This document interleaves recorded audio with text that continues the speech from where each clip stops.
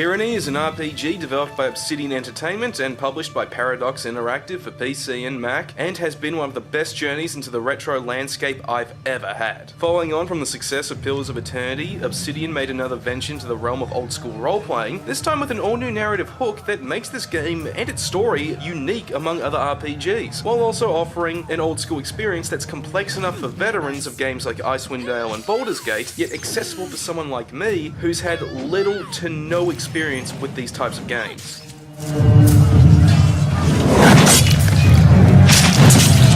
You know how the cliche for a fantasy story is that there's a dark lord threatening the land, and the stalwart heroes must rise up and strike down this calamitous evil? That's the case here, except the heroes lost. Now the overlord Kairos has taken over almost all of Terratus and is preparing for her final conquest, the Tears. Now that being said, how does the player character fit into this? Simple. Your character is a minion of Tunon, one of Kairos' lieutenants, and you go around working as a Fatebinder, a fantasy version of Judge Dredd, going around investigating for Tunon's court and presiding over people's arguments and squabbles. Rather than going on noble quests for fame, glory, and virtue, you're actually a desk jockey who has to take a really hands-on approach to imperial bureaucracy and legal affairs, which is actually a lot more fun than that statement makes it sound. The first act of the game's story has you trying to get two armies to work together so they can finally put down a rebellion, or else a spell that you were tasked with unleashing is gonna kill everyone for taking their sweet ass time. Things like that really distinguish this game from the pack and works with another aspect of its story to deliver a unique role-playing experience.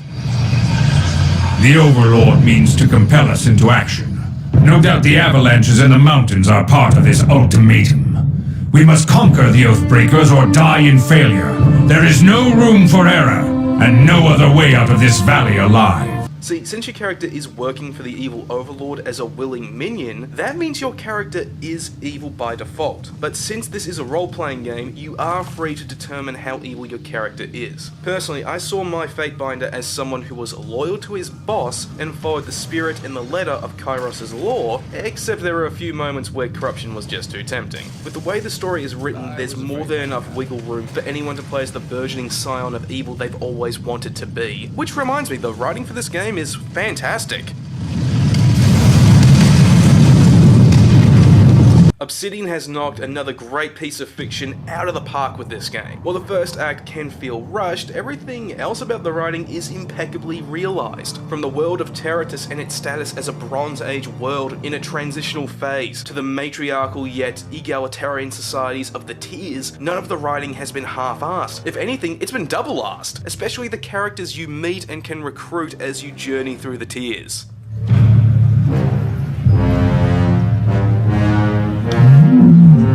Characters like the Honourable Barrack. Between my temper and your reckless authority, I don't know which of us I hate more right now. The psychotic Verse. And what happened, you bleeding hard iron shit tower? The Joker-inspired voices of Narat. A wise choice! The Scarlet Chorus will be honored to silence the last of the Vendrian God insult. And my personal favourite, the Beast Woman, Kills in Shadow. How could Beast Woman choose any other? Would rut ebb, good and hot fast? Would mate alpha, and would slaughter, carve back to pieces, slowly, savoring while slicing flesh from neck. Yep. However, I should point out that Tyranny relies very heavily on reading in order to convey its story, if that wasn't clear enough. While there is voice acting, not every line of dialogue is voice acted, and there will be some moments where you will be bored and be just skimming over what you're expected to read. This type of game will put off those who don't enjoy reading, but even when the reading gets a little too heavy, it's still written well enough, and the gameplay is fun and engaging enough to keep you engaged, even at its dullest.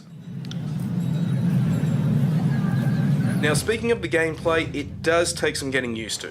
Not because the system is too complex, mind you, but because certain information isn't articulated well to the player. Like in other CRPGs, the characters in your party will auto-attack, and you're free to pause the combat to micromanage your party's actions. And when you factor in the game's loyalty system and the special abilities it unlocks, there is a good deal of tactical depth to Tyranny's combat, especially since the game limits your party to 4 characters. So you really gotta take into consideration what situations best suit which character. But the biggest problem I find related to the gameplay is how all its those intricacies are easy to miss, thanks to how tutorials are handled. See, like in Mugen Souls, the tutorials are pretty much exclusively conveyed via pop-up text boxes. But in Tyranny's case, they don't even show up unless you click on an easy to miss notification at the side of the screen. Because of this, I went through the first half of the game without reading most of the tutorials and had no idea I could even use stealth until I had to deal with a group called the Bronze Brotherhood.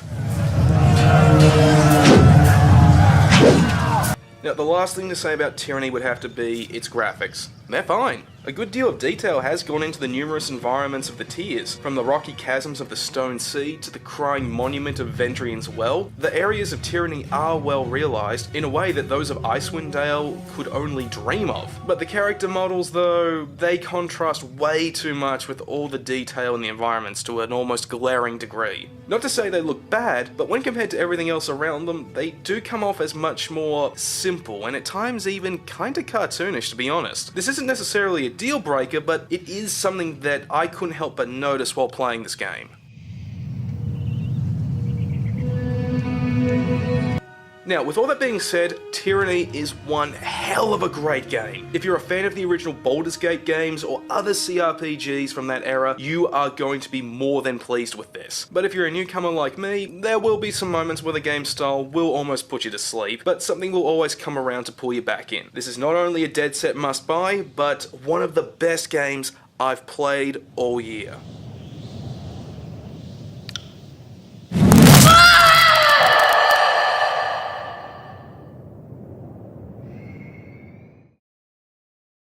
Alright, thanks for watching. If you really like this video, then how about you also like, favorite, and subscribe. And for January of next year, I'm going to be taking a look at Watch Dogs 2 and Castlevania Lords of Shadow 2. That's a game I've been meaning to play for a very long time. Anyway, I've got some other videos planned and going to get out, so you're going to want to stick around for those.